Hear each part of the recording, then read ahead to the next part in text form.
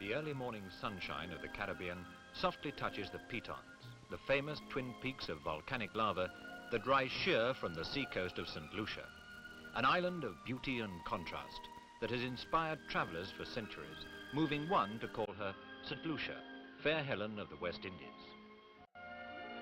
As the sun rises higher over St Lucia's 150 enchanting miles of coastline, sea and sky turn to Caribbean blue, and the numerous beaches to white and gold. Some are deserted, palm-fringed. Some conceal hotels with gardens that reach to the water's edge, where guests can enjoy the best of both worlds, all that a modern hotel can offer in the delightful surroundings that can only be created where the temperature remains between 70 and 85 degrees the whole year round.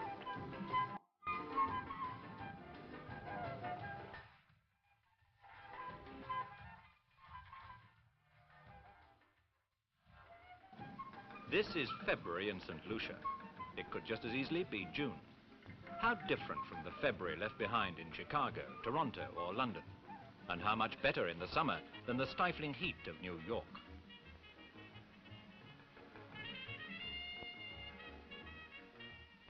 Yet from St Lucia's VG Airport, nowhere is really far away. International airlines link St Lucia not only with the numerous other windward and leeward islands, but with the main continents as well. Visitors landing from so many countries feel at home at once in an island that was 7 times French and 7 times English, that has taken the best from both countries and added a special character of its own.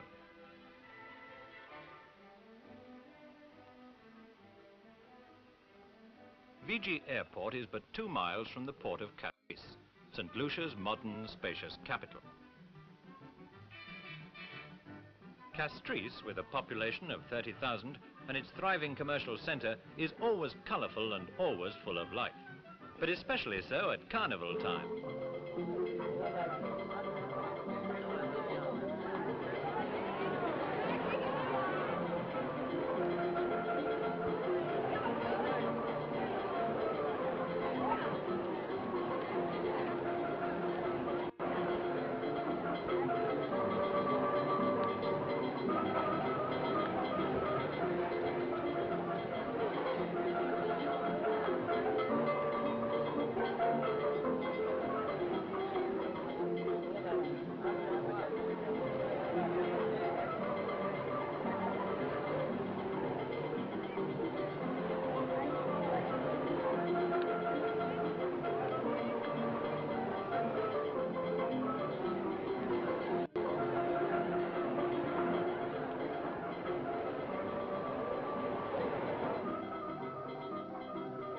The quayside at Castries is always busy with the welcome given to visitors from the numerous cruise ships that call so frequently, as well as with commerce.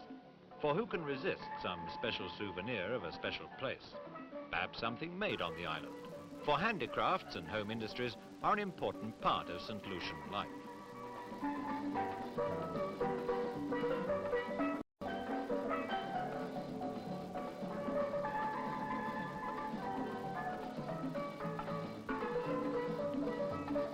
Who can fail to enjoy the welcome or send-off provided by one of the steel bands that are so very much part of the Caribbean scene?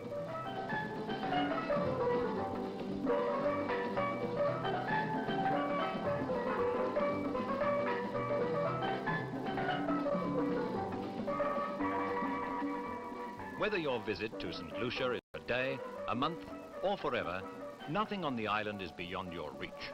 Just 27 miles long, St Lucia is full of surprises, and you can drive to places like Grand Anse with its marvellous beach, a wonderful place for a picnic or a plunge in the surf. Around this splendid site there will soon grow a residential and holiday estate, with golf course, swimming pool, hotels and 800 individual homes. There are similar projects for other parts of the island where people are staking their claims and investing for the future.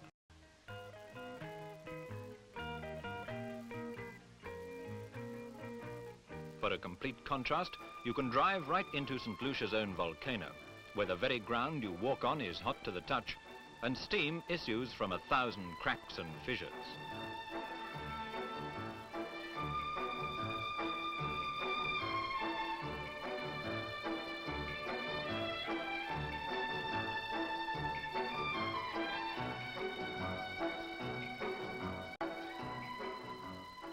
round, boiling cauldrons spit and bubble, disappearing periodically, only to be spontaneously replaced by others. Visitors can benefit from the constant supply of natural health-giving water that is tapped for the nearby sulphur baths.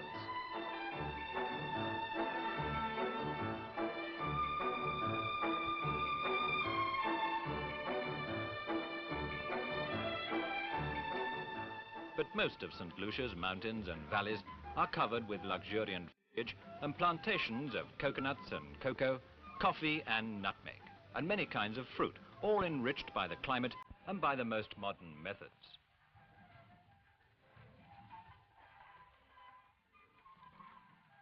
And above all, there is the banana. In the deep shade of the banana plantations, the stems cut represent 3/5 of the total production of the Windward Islands. 5 million stems a year go to Britain alone, with a target of 10 million in sight.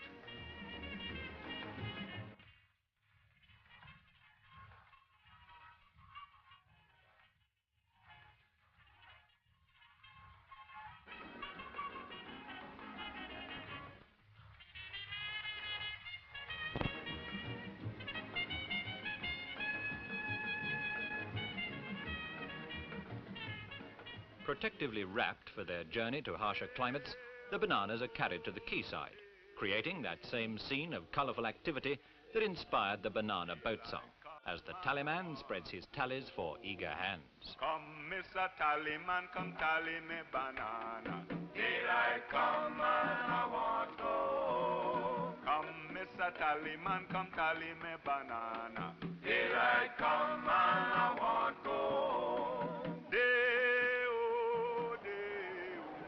Some produce stays at home, for sale perhaps in the market held daily in Castries. Saturday morning is the busiest time, when people come into Castries from outlying districts to buy and sell almost everything you can think of, from a chicken to a chair.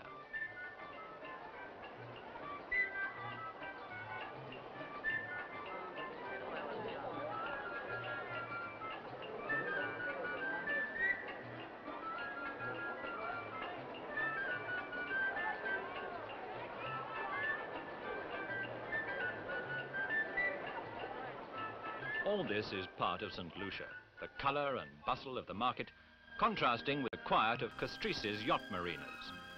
Lying between the big ships and the airport, they have every facility for yachts, and for the yachtsmen attracted by the many delightful bays and the natural harbours that St Lucia has to offer. Yachts of every kind, privately owned and for charter, abound in St Lucia.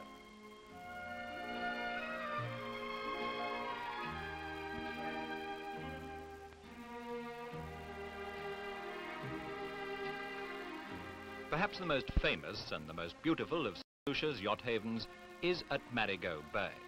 It was here that Admiral Rodney hid a small flotilla of British ships from the French fleet by tying palm fronds to their mastheads to blend with the trees that even today screen the harbour from the sea. Today, holidaymakers water ski where men of war once lay at anchor.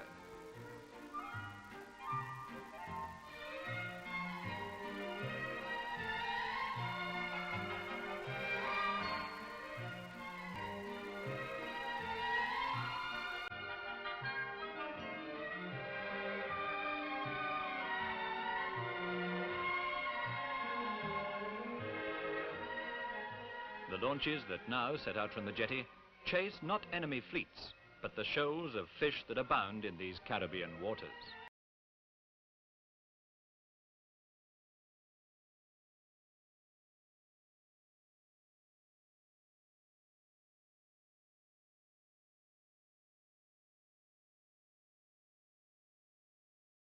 The of Marigot Bay have so much to enjoy, whether you prefer to ski or sail or just relax in the sun.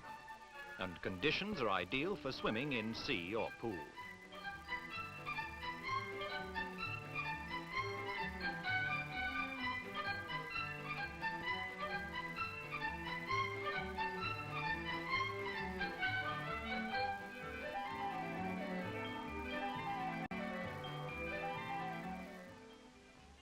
All around the coast of St Lucia, there are villages where the fishermen beach their boats as they have for generations. Close to the village of Groseilliers lies Pigeon Island, where Admiral Rodney established his lookout towards Martinique before finally sailing to victory over the French. Today, the cricketers of the future play on the beaches where the French and English once fought.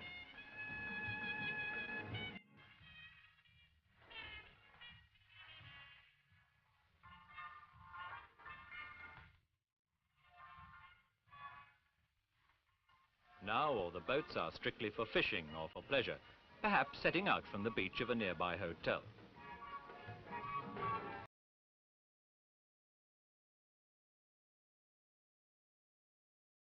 Does it matter if you're not an expert sailor, when the temperature of the water never drops below 70 degrees?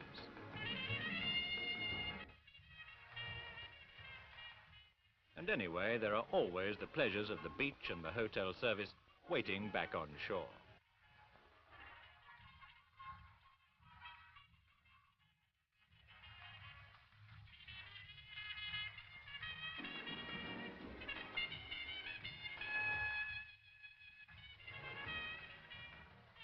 St Lucia's most modern hotels are built on the finest beaches and in delightful surroundings that match the luxury and comfort they provide for the discerning traveller.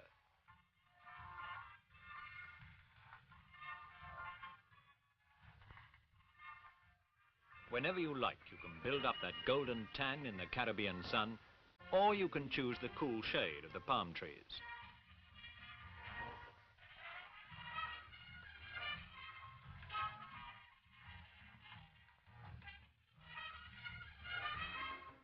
There's always plenty to do on St Lucia, and yet it's a marvellous place in which to do nothing at all.